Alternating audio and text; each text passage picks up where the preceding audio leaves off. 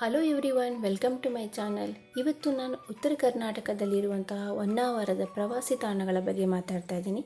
ಬೆಂಗಳೂರಿಂದ ಹೊನ್ನಾವರಿಗೆ around 460 kilometres ಆಗುತ್ತೆ.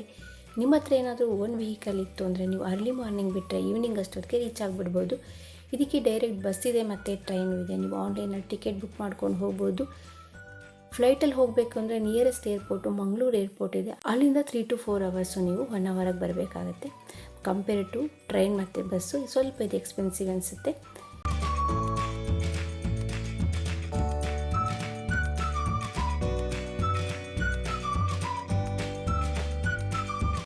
ಒಂದು ದಿನದಲ್ಲಿ ನೀವು ಹೊನ್ನಾವರದಲ್ಲಿರುವಂತಹ ಎಲ್ಲ ಇಂಪಾರ್ಟೆಂಟ್ ಪ್ಲೇಸಸ್ನು ನೋಡ್ಬೋದು. ನೀವು ಹೊನ್ನಾವರದಲ್ಲಿ ಮೊದಲನೇ ಪ್ಲೇಸ್ ನಾವು ನೋಡಿದ್ದು Honnavar back water boating. So ನಾವು ನ್ಯೂ ಇಯರ್ ಟೈಮಲ್ಲಿ ಹೋಗಿದ್ದರಿಂದ ತುಂಬ ರಶ್ ಇರ್ಬೋದು ಅಂದ್ಕೊಂಡು ನಾವು ಆನ್ಲೈನಲ್ಲಿ ಸರ್ಚ್ ಮಾಡಿದ್ವು. ಯಾವುದೋ ಒಂದು ನಂಬರ್ ಸಿಕ್ತು, ಆ ನಂಬರಿಗೆ ಫೋನ್ ಮಾಡಿದ್ವು. ಅವ್ನು ಲೊಕೇಶನ್ ಕಳಿಸ್ತಾ ನಾವು ಅಲ್ಲಿಗೆ ಹೋದ್ವು. ಇಲ್ಲಿ ತುಂಬ ಜನ ಬೋಟ್ ಇಟ್ಕೊಂಡಿದ್ದಾರೆ, ನಿಮಗೆ ಕರಿತಾ ಇರ್ತಾರೆ ನಮ್ಮ ಹತ್ರ ಬನ್ನಿ ಅಂತ. ಸೊ ನಾವು ಫೋನ್ ಮಾಡಿದ್ದು ನಂಬರ್ ಕಳಿಸಿದ್ನಲ್ಲ ಅವನ ಹತ್ರಕ್ಕೆ ಹೋಗಿದ್ವು. ಇದು ಪರ್ ಬೋಟ್ ಲೆಕ್ಕ ತೊಗೋತಾರೆ, ಪರ್ ಪರ್ಸನ್ ಲೆಕ್ಕ ತೊಗೊಳ್ಳಲ್ಲ. ನಾವು 3 ಜನ ಇದ್ದಿದ್ದರಿಂದ ಒಂದು ಬೋಟ್ಗೆ 1800 ರೂಪಾಯಿ ಆಯಿತು. ಬಟ್ ನಾವು 1000 ರೂಪಾಯಿ ಕೊಟ್ಟವು. ಇದು 1 ಅವರ್ ಬೋಟಿಂಗ್ ಇರುತ್ತೆ. ನಿಮಗೆ ಹೋಗಿ ಬರೋದ್ರಲ್ಲಿ 1 ಅವರ್ ಆಗುತ್ತೆ. ನಿಮಗೊಂದು 3 to 4 ಪ್ಲೇಸಸ್ನ ನಿಮಗೆ ತೋರಿಸ್ತಾರೆ. ನೀವು ಹೊನ್ನಾವರ ಬ್ಯಾಕ್ ವಾಟರ್ ಬೋಟಿಂಗ್ ಅಂತ ಸರ್ಚ್ ಮಾಡಿದ್ರೆ ನಿಮಗೆ ನಂಬರ್ಸ್ ಎಲ್ಲ ಸಿಗುತ್ತೆ. ನೀವು ಫೋನ್ ಮಾಡಿಬಿಟ್ಟು ಬೇಕಿದ್ರೆ ಹೋಗ್ಬೋದು, ಅಥವಾ ನೀವು ಡೈರೆಕ್ಟಾಗಿ ಅಲ್ಲೇ ಹೋಗಿ ತೊಗೋಬೋದು, ಏನು ತೊಂದರೆ ಇಲ್ಲ. ಸ್ವಲ್ಪ ವೀಕೆಂಡು ಸ್ಪೆಷಲ್ ಡೇಸಲ್ಲಿ ಸ್ವಲ್ಪ ಕ್ರೌಡ್ ಇರೋದ್ರಿಂದ ಸೊ ನೀವು ಈ ಥರ ಆನ್ಲೈನಲ್ಲೇ ನೋಡ್ಕೊಂಡು ಹೋದರೆ ಈಸಿ ಆಗುತ್ತೆ.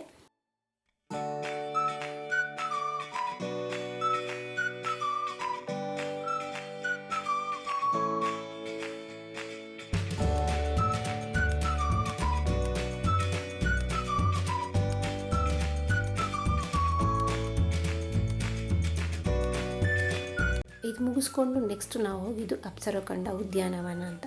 ಇದರಲ್ಲಿ ಚಿಲ್ಡ್ರನ್ ಪ್ಲೇ ಗ್ರೌಂಡ್ ಇದೆ, ಮರೈನ್ ಪಾರ್ಕ್ ಇದೆ, ಹಾಗೆ ಅಪ್ಸರಕೊಂಡ ಬೀಚ್ ವ್ಯೂ ಪಾಯಿಂಟ್ ಇದೆ. ಇದಕ್ಕೆ ಎಂಟ್ರಿ ಫೀಸ್ ಇದೆ, ಅರೌಂಡ್ ಪರ್ ಪರ್ಸನ್ 20 ರೂಪೀಸ್ ಏನೋ ಇದೆ.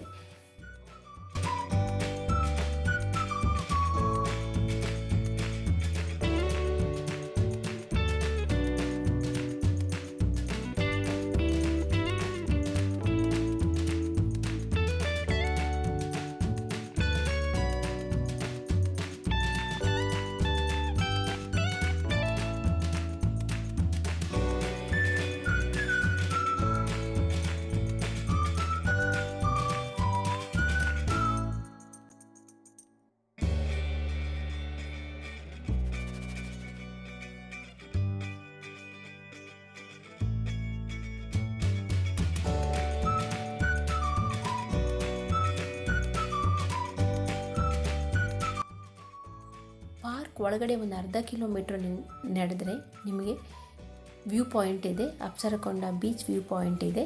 ಇದು ಅಪ್ಸರಕೊಂಡ ಬೀಚ್.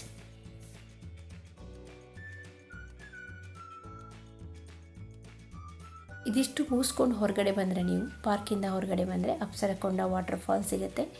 ನಾವು ಹೋಗಿದ್ದು ಜನವರಿ ಮಂತಲ್ಲಿ ಆಗಿರೋದ್ರಿಂದ ನೀರು ಜಾಸ್ತಿ ಇರಲಿಲ್ಲ. ಬಟ್ ರೈನಿ ಸೀಸನ್ನಲ್ಲಿ ಹೋದರೆ ನಿಮಗೆ ನೀರು ಜಾಸ್ತಿ ಇರುತ್ತಂತೆ. ಇಲ್ಲೆಲ್ಲ ಜನ ಸ್ನಾನ ಮಾಡ್ತಾರೆ. ನಿಮಗೆ ಇಲ್ಲಿ ಚೇಂಜಿಂಗ್ ರೂಮು ಇದೆ.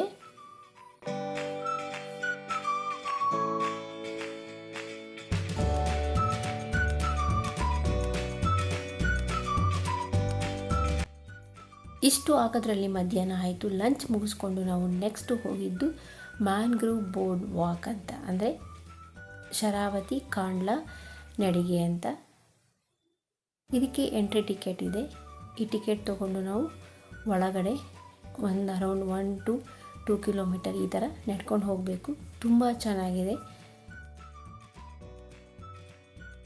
ಆ ಕಡೆ ಈ ಕಡೆ ನಿಮಗೆ ಸೀಸನಲ್ಲಿ ಹೋದ್ರಂತೂ ನೀರು ತುಂಬ ಇರುತ್ತಂತೆ, ತುಂಬ ಚೆನ್ನಾಗಿರುತ್ತೆ.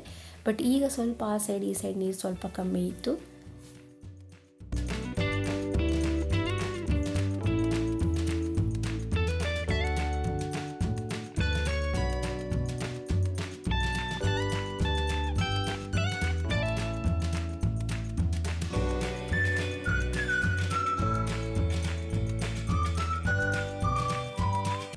ಇದು ಮುಗಿಸ್ಕೊಂಡು ನೆಕ್ಸ್ಟ್ ಹೋಗಿದ್ದು ನಾವು ಇಕೋ ಬೀಚ್ಗೆ.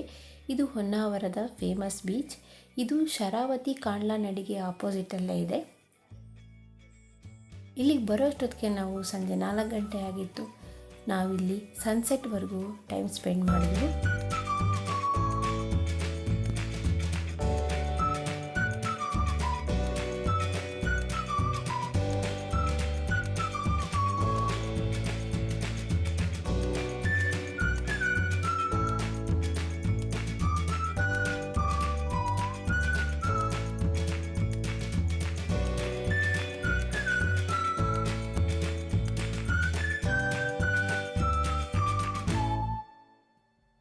ಇಕೋ ಬೀಚ್ನಲ್ಲಿ ಸನ್ಸೆಟ್ ಮುಗಿಸ್ಕೊಂಡು ನೆಕ್ಸ್ಟ್ ನಾವು ಹೋಗಿದ್ದು ಇಲ್ಲಿಂದ 12 ಕಿಲೋಮೀಟ್ರ್ ದೂರದಲ್ಲಿರೋ ಇಡಗುಂಜಿ ಗಣೇಶ ಟೆಂಪಲ್ಗೆ.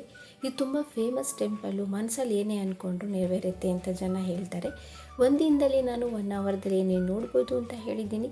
ಈ ವಿಡಿಯೋ ನಿಮಗೆ ಇಷ್ಟ ಆಗಿದ್ದಲ್ಲಿ ಪ್ಲೀಸ್ ಲೈಕ್ ಆ್ಯಂಡ್ ಶೇರ್ ಮಾಡಿ. ಹಾಗೆ ನನ್ನ ಚಾನಲ್ನ ಇನ್ನೂ ಸಬ್ಸ್ಕ್ರೈಬ್ ಮಾಡಿಲ್ಲ ಅಂದರೆ ಪ್ಲೀಸ್ ಸಬ್ಸ್ಕ್ರೈಬ್ ಮಾಡಿ. Thanks for watching.